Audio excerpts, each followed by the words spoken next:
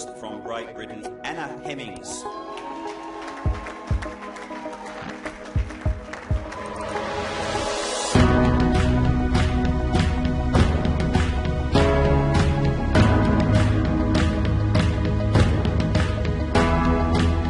The business world, it's a competitive marketplace. The margins between winning and losing are small, and organisations want to know how to get the competitive edge. So they look to places like sport because it's a fantastic analogy for business.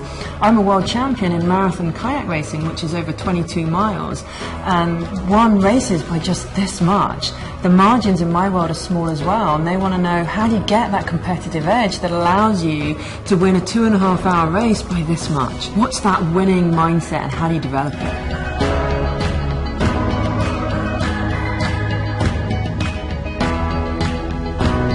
You have to break the ice. Your hair is turning to icicles and the snot is freezing to your face. And that is when you need a powerful short-term goal to get you out there and push your body to the limit. Many of the organisations that I speak to, they're number one in their industry, and of course they want to stay at the top. And so I often get asked to share how I stayed at the top of my game for 10 years, how I won back-to-back world titles, and what gave me the motivation to keep coming back for more.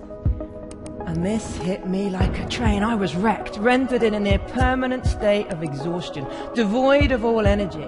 The modern corporate world is increasingly pressurised, and as a world champion, I was often the favourite going into a race, often being expected to perform. The pressure was high, but I learnt to love it, and I developed strategies for thriving under pressure.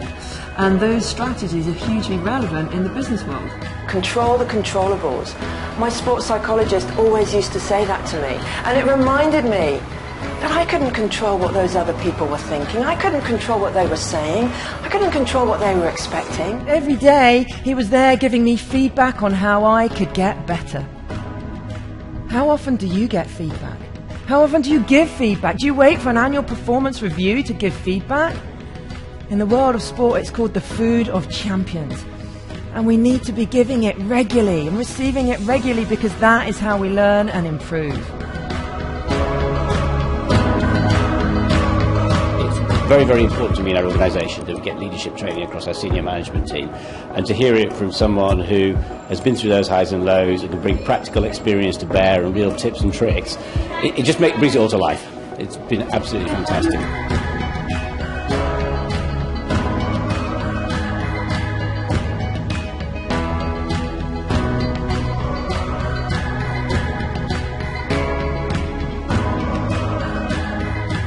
Many small things you can do that overall can give you a much better outcome, and I think that it resonates very well with me.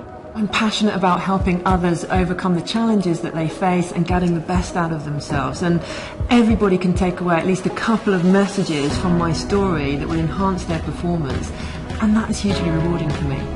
And this was about questioning the way we were currently doing things, looking for new and better ways.